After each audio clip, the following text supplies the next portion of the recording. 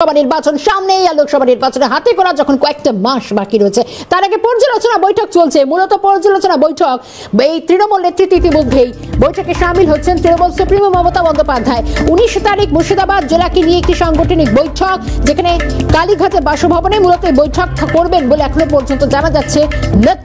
দলনেত্রী মমতা বন্দ্যোপাধ্যায় নিজে থাকছেন, যেখানে সাংসদ, বিধায়ক, পুর চেয়ারম্যান, দলের বিভিন্ন পদাধিকারীদের নিয়ে বৈঠক। টেলিফোন লাইনে রয়েছেন খালিদ জামাল। খালিদ, একেবারে লোকসভা নির্বাচনের যে প্রস্তুতি, সেটা যে তৃণমূল নেতৃত্ব ঝাঁপিয়ে পড়তে শুরু করে দিয়েছে বলাই বাহুল্য। একেবারে সাংগঠনিক স্তরে বেছে বেছে এই বৈঠক, কি জানা যাচ্ছে?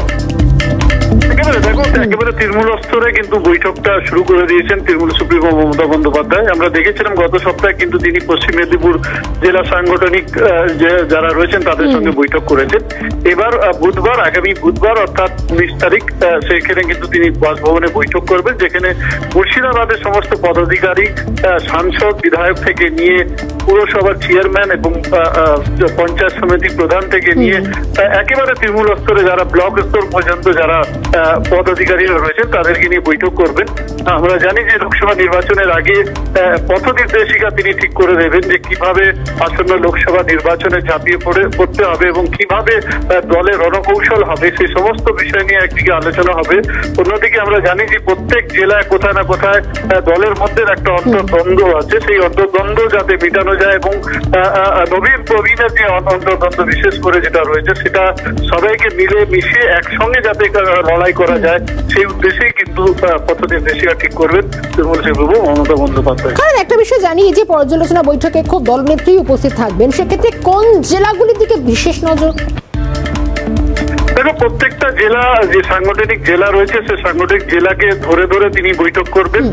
এই যে মুর্শিদাবাদের বৈঠক, এই বৈঠক শেষ হওয়ার পরে কিন্তু তার আগামী যে বৈঠক, সেই বৈঠকটা জলপাইগুড়িকে নিয়ে তিনি করবেন।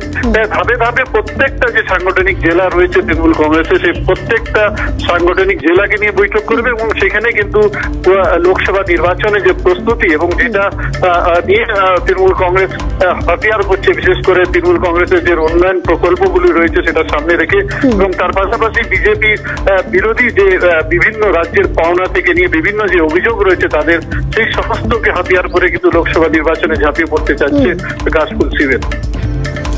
ধন্যবাদ জানাই খালিদ তোমাকে। সঙ্গে ছিলেন টেলিফোন লাইনে খালিদ জামাল।